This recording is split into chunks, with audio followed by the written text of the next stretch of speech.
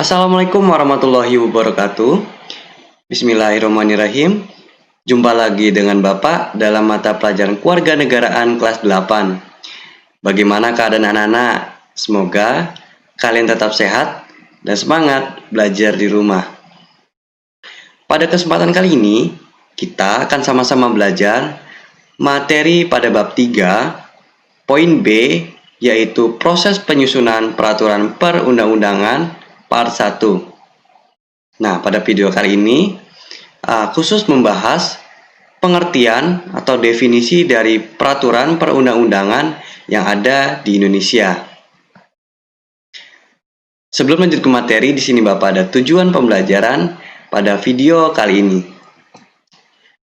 Tujuan pembelajaran pada video kali ini, peserta didik dapat mengetahui pengertian atau definisi dari peraturan perundang-undangan yang ada di Indonesia. Oke, jadi setelah menonton video ini, diharapkan peserta didik dapat mengetahui pengertian atau definisi dari peraturan perundang-undangan yang ada di Indonesia. Oke, kita lanjut ke materi.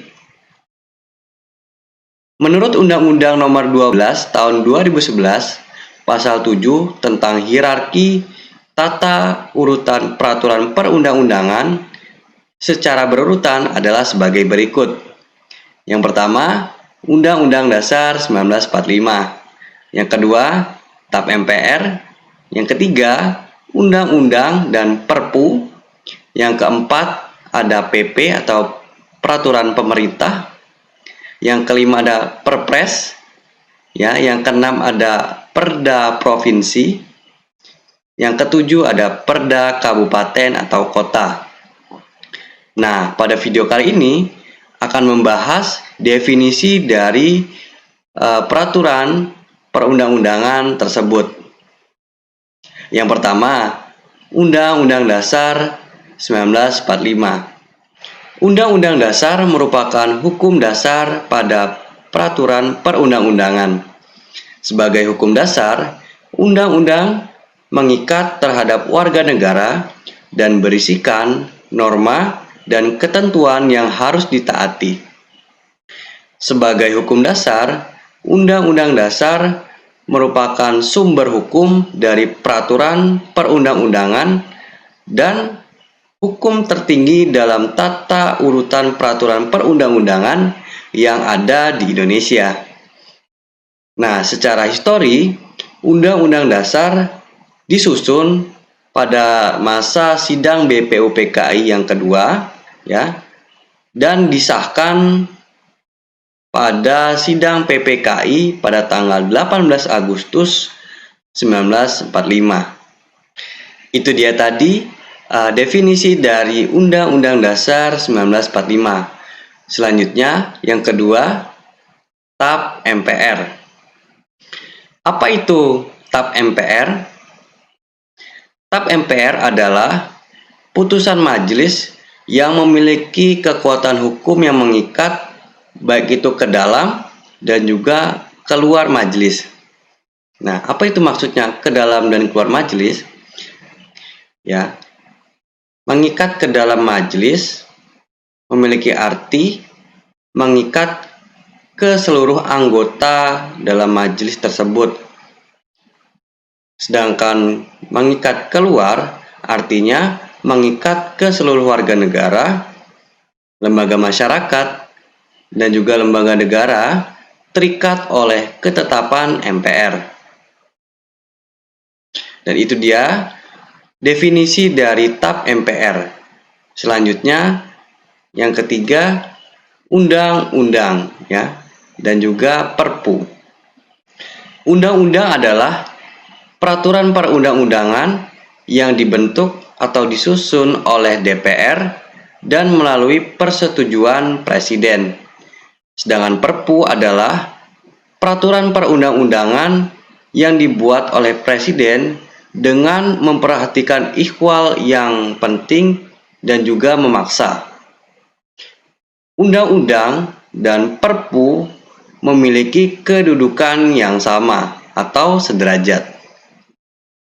DPR merupakan lembaga negara yang memiliki kekuasaan untuk membuat undang-undang, ya, yang mana sesuai dengan pasal 20 ayat 1 Undang-Undang Dasar 1945, namun atas persetujuan Presiden. Selanjutnya, yang keempat, peraturan pemerintah. Peraturan pemerintah adalah peraturan perundang-undangan yang ditetapkan oleh Presiden untuk menjalankan undang-undang sebagaimana mestinya. Hal ini sesuai dengan Undang-Undang Dasar tahun 1945, Pasal 5 ayat 2. Peraturan pemerintah ditetapkan oleh Presiden sebagai pelaksana kepala pemerintahan. Selanjutnya, peraturan Presiden atau Perpres. Peraturan Presiden adalah peraturan perundang-undangan yang ditetapkan oleh Presiden untuk menjalankan peraturan perundang-undangan yang lebih tinggi atau untuk menjalankan kekuasaan pemerintahan. Selanjutnya, yang keenam, peraturan daerah provinsi atau Perda tingkat 1. Perda provinsi adalah peraturan perundang-undangan yang dibentuk oleh DPRD tingkat 1 atau DPRD provinsi bersama dengan persetujuan gubernur. Perda dibuat untuk melaksanakan peraturan perundang-undangan yang lebih tinggi. Perda dibuat dalam rangka memenuhi kebutuhan daerah. Perda tidak boleh bertentangan dengan peraturan perundang-undangan yang lebih tinggi di atasnya. Pemerintah pusat dapat membatalkan suatu perda jika perda tersebut jelas-jelas bertentangan dengan peraturan perundang-undangan yang lebih tinggi di atasnya.